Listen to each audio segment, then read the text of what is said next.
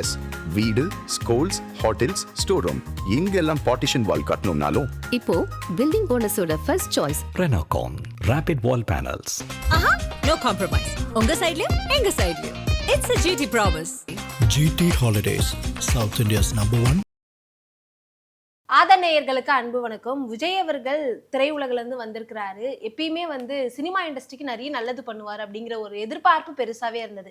சமீபத்துல நடிகர் சங்கம் சார்பிலையுமே போய் முதலமைச்சர் விஜய் அவர்களை பார்த்துட்டு வந்திருந்தாங்க.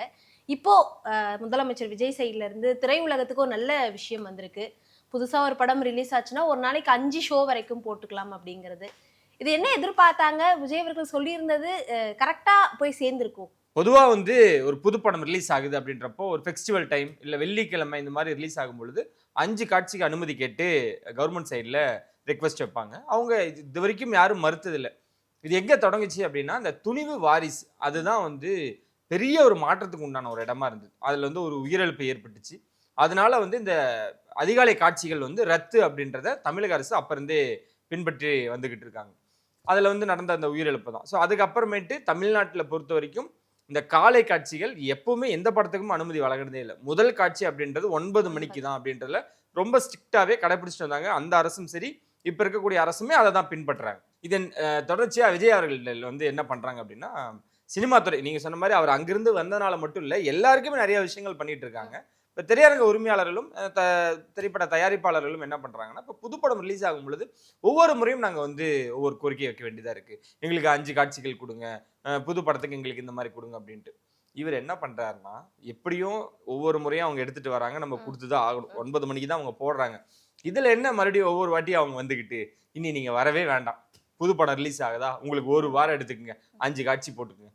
அது மட்டும் இல்லாமல் ஃபெஸ்டிவல் டைம் இல்லை வீக்கெண்ட் அப்படின்னு வரும்பொழுது 5 காட்சிகள் எடுத்துக்கங்க. திரையரங்க உரிமையாளர்கள் மிகுந்த மகிழ்ச்சியில் இருக்காங்க. ஆனால் அவங்க தரப்புலேருந்து நிறைய ரெக்வஸ்ட் வச்சிருக்காங்க. அதெல்லாம் ஒரு பக்கம் இருக்கட்டும். ஆனால் இந்த விஷயம் எல்லாருக்கும் ஒரு மகிழ்ச்சியான விஷயமா அமைஞ்சிருக்கு. ஏன்னா ஒவ்வொரு முறையும் நம்ம போயிட்டு அது ஒரு வேலையா இருக்குல்ல. நான் இப்போ புதுப்படம் ஒன்று எடுக்கிறேன், அது ரிலீஸ் ஆகுது அப்படின்ற பட்சத்தில், அதுவும் பெரிய படத்தோட ஹீரோ அப்படின்றப்போ நம்ம ஒரு முறையும் போய் அவங்ககிட்ட அதுக்கான பெர்மிஷன் வாங்க வேண்டியதாக இருக்குது. இனிமேட்டு நீங்கள் வரவே வேணாம், எடுத்துக்க 5 ஷோ எடுத்துக்கங்க அப்படின்ட்டாங்க. இதனால பெரிய ஏதாவது சர்ச்சையோ பிரச்சனைகளோ இருக்குது அப்படின்னு பார்த்தீங்கன்னா ஒன்றுமே இல்லை. ஏன்னா இது நார்மலாக நடக்கக்கூடிய ஒரு விஷயம் தான்.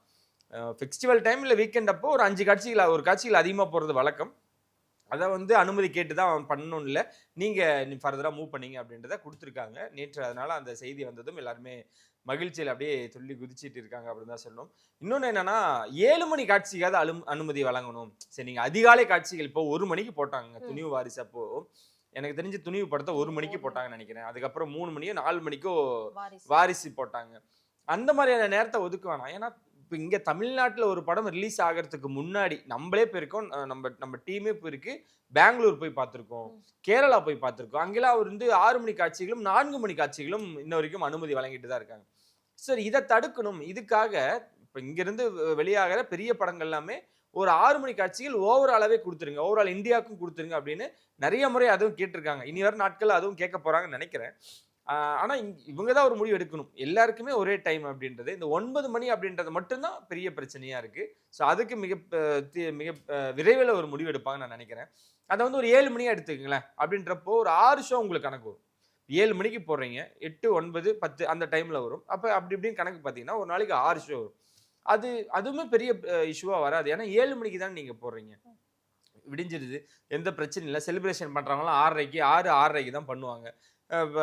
இருட்டுமே இருக்காது. ஸோ பாதுகாப்பாக இருக்கக்கூடிய சூழல் சொல்கிறேன். ஏன்னா நீங்கள் 1 மணிக்கு வச்சிங்கன்னா அதை அப்போ தான் விடியக்கூடிய நேரம், அதனால அந்த இரவு நேரம் அப்படின்றனால செலிப்ரேஷனில் ஏதாவது ஒரு சலசலப்போ விபரீதமோ ஏற்படும்.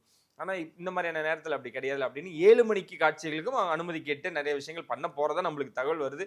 எவ்வளோ உண்மைன்னு தெரியல. ஆனால் நேற்று வரைக்கும் கேட்காத கொடுத்தீங்களே, கேட்குற நிறைய விஷயங்கள் நிறைய இருந்துகிட்டு இருக்கு. ஆனால் கேட்காத ஒரு விஷயத்தை பண்ணியிருக்காரு அப்படின்றத விஜய் அவர்களுக்கு நேற்று சினிமா துறை சார்பாக மிகப்பெரிய ஒரு வாழ்த்துக்களை தெரிவிச்சிருக்காங்க, பாராட்டிக்கிட்டு இருக்காங்க. விஜய் சேதுபதி அவர்களுமே சமீபத்தில் ஒரு மேடையில் பேசியிருந்தார். கவர்மெண்ட் சைட்ல இருந்து ஒரு OTT பிளாட்ஃபார்ம் வந்தால் நல்லா இருக்கும்னு. அதை பரிசீலனை பண்ணுவாரா விஜய் அவர்கள் அப்படிங்கிற ஒரு கேள்வி இருக்கு. அது சாதாரண விஷயம் இல்லைங்க. இப்போதான் இன்னும் சொல்லணும்னா 15 நாள் எல்லாரும் சொல்ற மாதிரி என்னடா நீங்களும் சொல்றீங்களா அப்படின்னு யாரும் எடுத்துக்க வேணாம். ஏன்னா ஒரு 15 நாள்ல எல்லாமே கட்டமைக்கணும், எல்லா விஷயங்களும் நடந்துகிட்டு இருக்கு.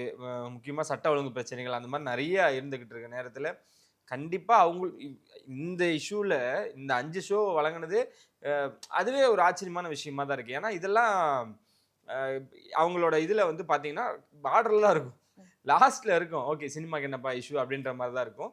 மற்றபடி அவங்க பெர்மிஷன் கொடுத்து தான் இருக்க போறாங்க. வர வர பர்மிஷன் கொடுத்து தான் இருக்க போறாங்க. இருந்தாலும் விஜய் சேதுபதி அவர்கள் வச்ச கோரிக்கை அந்த மனுஷனுக்கு சம போல்டுங்க. இந்த ஆட்சியில் மட்டும் இல்லை, எந்த ஆட்சி வந்தாலும் மனசுல பட்டதை பேசிடுறாரு. முதல் முறையா அரசியல் பேசியிருக்காரு. என்னன்னா அது இந்த அரசாங்கம் பொறுப்பேற்றதுக்கு அப்புறம் ஏத்திருக்காரு. என்னன்னா ஓடிடி பெரிய இடத்துல கொண்டு போய் வச்சுதுங்க. டபார்னு ஆளை காணோம். எல்லாமே எங்கடா அப்படியே புதுசா டீ கடை திறந்தோன்னு எப்படி வருவாங்க எல்லாரும், அந்த மாதிரி வந்தாங்க. இப்போ திரும்பி பார்த்தா ஒருத்தனையும் காணோம் அப்படின்ற மாதிரியான சூழ்நிலை ஏற்பட்டு இருக்கு. அதனால தமிழக அரசே வந்து ஒரு ஓடிடி பிளாட்ஃபார்மை வந்து லான்ச் பண்ணணும். அதில் வந்து எங்களுக்கு ரொம்ப பெனிஃபிட்டாக இருக்கும், நிறைய விஷயங்கள் நாங்கள் பண்ணலாம் அப்படின்றத ஸோ அவர் ஒரு கோரிக்கையாக வச்சுருக்காங்க. எவ்வளோ தூரம் இருக்க போகுது, சாத்தியப்பட போகுதுன்னு தெரியல. ஆனால் இது கண்டிப்பாக முதல்வர் அவர்கள் பார்வைக்கு போயிருக்கு, அவருமே பார்த்துருக்காங்க. அதை பற்றின பேச்சுவார்த்தைகள் போச்சு அப்படின்னு கேட்டால் நம்மளுக்கு தெரியாது. ஆனால் இது அவங்க சைடுக்கு போயிருக்கு. இனிமேட்டு தான் உட்காந்து ஆலோசித்து அப்படியா என்ன பண்ணலாம் ஏது பண்ணலான்னு பார்ப்பாங்க. ஆனால் இது ரொம்ப மேன் பவர் அப்படின்னு ஒரு விஷயம். ஏன்னா எவ்வளோ விஷயங்கள் போயிட்டு இருக்கப்போ சினிமா துறைக்குன்னு ஒரு ஓடிடி எடுத்து நம்ம பண்ணக்கூடிய அளவுக்கு இருக்கா அப்படின்னா அது கொஞ்சம் சந்தேகம் தான். ஆனால் இவங்களோட கோரிக்கை இவர் மற்றவங்களாம் பேசாத ஒரு விஷயத்த விஜய் சேதுபதி பேசிட்டாரு அப்படின்னு அவருக்கு பாராட்டுகள் குவிஞ்சிக்கிட்டு இருக்கு. ஏன்னா 2 பேரும் மாஸ்டர் பவானி தானே, பவானியும் ஜேடிக்கு வந்து எப்படி ஒரு அன்பான ஒரு வேண்டுகோள் வச்சாரு நம்ம பவானி அப்படின்லாம் நேற்றுலாம் மீம்ஸ்லாம் பார்க்க முடிஞ்சுது. யாராக இருந்தாலும் அந்த மனுஷன் ஓப்பனாக உடச்சி தான் பேசுவாப்புல. அந்த மாதிரி தான் ஒரு விஷயம் வச்சிருக்காரு. சந்தோஷமான விஷயம் தானே. ஏன்னா எல்லாரும் கோரிக்கைகள் வைக்கிறதுல எந்த ஒரு தவறுமே இல்லை. நீங்கள் சொல்லாமல் மனசுலேயே வச்சுட்டு இருந்தால் தான் அது ஒரு மாதிரி இருந்துக்கிட்டே இருக்கும். வெளிப்படையாக பேசிடுவோம், இல்லை இருக்கு இல்லை அது இன்னொரு அப்பாற்பட்ட மேட்ரு, நம்ம பேசிடணும்ல. அதுதான் நேற்று நடந்தது. தாவிக்கால உறுப்பினர்களும் நிர்வாகிகளும் இணைஞ்ச வண்ணமே இருக்காங்க. இப்போ கூட அதிமுகல இருந்து பெரும் 3 தலைகள் வந்து இப்ப தாவேக்கால இணைஞ்சிருக்காங்க. நேத்தெல்லாம் ஹெட் நியூஸே அதுதான், ஹெட்லைன்ஸே. எப்படி இருக்கு, இதெல்லாம் எதிர்பார்த்திருப்பாரா அப்படிங்கிற ஒரு நம்ம ரொம்ப டீட்டெயிலாக பாலிடிக்ஸ்குள்ள போலினாலும் இந்த 15 நாளில் வந்து நிறைய சட்ட ஒழுங்கு பிரச்சனை, மின்வெட்டு பிரச்சனை, இந்த மாதிரி நிறைய இருக்குது அப்படிலாம் சொல்லிட்டே இருந்தாங்க. எனக்கு தெரிஞ்ச ஒரு சில இடங்கள்ல வந்து தாவேக்கா நிர்வாகிகள் வந்து சில இடங்கள்ல இந்த மாமூல் வாங்குறதெல்லாம் சொல்லிட்டே இருக்கு. இது உடனே அவரோட கண்காணிப்புக்கு போய், அதாவது அவரோட பார்வைக்கு போய் அந்த நிறைய நடவடிக்கைகள் எடுத்திருக்காங்க. வெளியே தெரிஞ்ச விஷயங்கள் நான் சொல்றேன். எங்கேயோ ஒரு இடத்துல அந்த செங்கல் சோலை அந்த மாதிரியான விஷயங்கள் லஞ்சம் வாங்கின ஒருத்தரை அதிரடியாக நீக்கியிருக்காங்க. இந்த மாதிரியான விஷயங்களும் தொடர்ந்து வந்துகிட்டே தான் இருக்கு. இதை பெரிய எப்படி சொல்றது, இன்னும் வெளிப்படையா நிறைய பேருக்கு தெரியல. ஆனா அது ஒரு பக்கம் போய்கிட்டு தான் இருக்கு. அவருக்கு எல்லாமே டே டு டே என்ன நடக்குது அப்படின்ற விஷயத்த பார்த்துக்கிட்டு தான் இருக்காரு. இதன் இடையில நீங்க கேட்ட மாதிரி இப்போ எல்லா விஷயங்களும் நடந்துகிட்டு இருக்கு, எல்லா கட்சியிலேருந்தும் ஆதரவு குரல் வந்துகிட்டே இருக்கு அப்படின்றதான். இது எப்படி அவர் பேலன்ஸ் பண்ண போறான்னு தெரியல. ஏன்னா ஆல்ரெடி அவரோட இந்த 118 பெரும்பான்மை அப்படின்னு வரும் பொழுது விசிகாவும் கம்யூனிஸ்டும் இவங்கெல்லாம் இணைஞ்சுதான் வந்து ஒரு மிகப்பெரிய ஒரு ஆதரவு குரல் கொடுக்குறாங்க. அவங்களுக்கு அமைச்சர் பதவியும் இருந்துகிட்டு இருக்குன்றதை நம்மளால பார்க்க முடியும்.